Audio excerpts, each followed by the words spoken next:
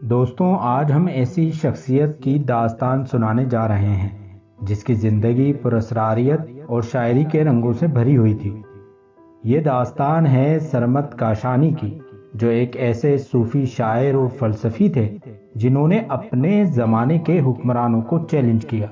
یہ صوفی کیسے اپنے دور کے بڑے حکمرانوں کے سامنے کھڑا ہوا اور اس کی شاعری کا کیا اثر تھا، اور آخرکار اسے پھانسی کیوں دی گئی، یہ سب حقائق آج ہم اس ویڈیو میں بیان کریں گے۔ ہمارے ساتھ جانیے اس صوفی کی زندگی کے اہم پہلو۔ دوستوں، سرمد کاشانی، جن کا اصل نام محمد سرمد تھا، 16ویں صدی کے ایک معروف صوفی تھے۔ آپ کی پیدائش 1590 میں آرمینیا کے کوہستان میں ہوئی۔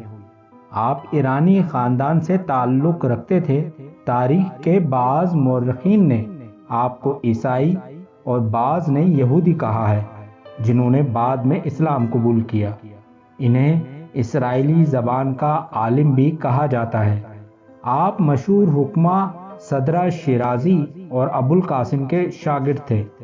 آپ کے بارے میں تاریخ میں آیا ہے کہ شاہ جہاں کے عہد میں آپ بطور تاجر ہندوستان آئے۔ اس زمانے میں ایرانی مصنوعات کی ہندوستان میں بہت مانگ تھی اور لوگ بہت شوق سے خریدتے تھے۔ ہندوستان میں آ کر آپ نے حیدرآباد میں قیام کیا اور پھر وہاں سے ٹھٹا چلے آئے۔ کہا جاتا ہے وہاں انہیں کسی لڑکی سے عشق ہو گیا اور محبت میں شکست کھا کر دیوانے ہو گئے اور سب کچھ چھوڑ چھاڑ بیٹھے اور ننگے پاؤں گلیوں اور سڑکوں میں گھومنے لگے۔ ان کی اس حالت کو لوگوں نے پاگل پن سمجھا۔ کئی عرصے تک دیوانے بنے پھرتے رہے اور اسی حالت میں آپ دہلی تشریف لے آئے۔ جب دہلی تشریف لائے تو اس وقت مغل شاہ جہاں و اورنگزیب کا دور تھا اور مغل بادشاہ شاہ جہاں کے بیٹے دارا شکوہ کے ہم مزاج ثابت ہوئے اور دارا شکوہ سے سرمد کاشانی کی گہری دوستی ہو گئی۔ شاہ جہاں کا یہ بیٹا خود بھی شاعرانہ اور صوفیانہ مزاج کا مالک تھا اور دونوں ایک دوسرے کو بڑی قدر کی نگاہ سے دیکھا کرتے تھے اور عزت دیا کرتے تھے۔ یہ کہنا بجا ہوگا کہ دارا شکوہ آپ کا معتقد ہو چکا تھا۔ دہلی میں آپ کی طبیعت پر صوفیانہ و عارفانہ رنگ غالب تھا اور آپ جو شاعری کرتے ان میں روحانی تجربات اور احساسات کا اظہار پایا جاتا تھا۔ یہی وجہ تھی کہ شاہ جہاں کے بیٹے کی آپ سے بہت بنی۔ آپ کو فارسی زبان پر مکمل عبور حاصل تھا اور آپ نے اپنی شاعری زیادہ تر اسی زبان میں کہی اور تحریر کی۔ آپ نے توریت کا فارسی زبان میں ترجمہ کیا۔ سرمد کاشانی سے اس دور میں فرانسیسی معالج اور سیاح فرانسو بھی ملا، جس نے سرمد کو ننگا فقیر کہا۔ سرمد کاشانی ایک مست طبیعت کے آدمی تھے اور اکثر ننگے بدن رہا کرتے تھے اور شاہ جہاں کے بیٹے دارا شکوہ کے ہمدرد تھے۔ سرمد کاشانی ایک شاعر، سوداگر، درباری اور سماجی اختلاف رکھنے والا انسان تھا۔ ناتھن کائر نے سرور کاشانی کو مغلوں کے یہودی صوفی اور یوگی درباری کا نام دیا ہے۔ کہا جاتا ہے کہ 40 سال کی عمر میں سرمد کاشانی برہنہ ہو کر شہر شہر سفر کیا کرتا تھا اور روحانی تعلیمات، مستقبل کی پیشن گوئیاں اور فارسی شاعری کیا کرتا تھا۔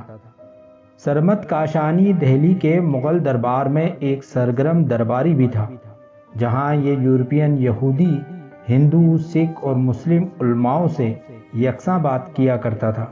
اس وقت دارا شکوہ کے بارے میں روشن خیالی کی متضاد روایتیں تھیں اور وہ اس معاملے میں بہت مشہور تھا اور سرمد کاشانی کے پیروکاروں میں سے تھا۔ دارا شکوہ نے اسلام اور ہندو مت کے درمیان ایک مشترکہ صوفیانہ زبان تلاش کرنے کے لیے کافی کوششیں بھی کی۔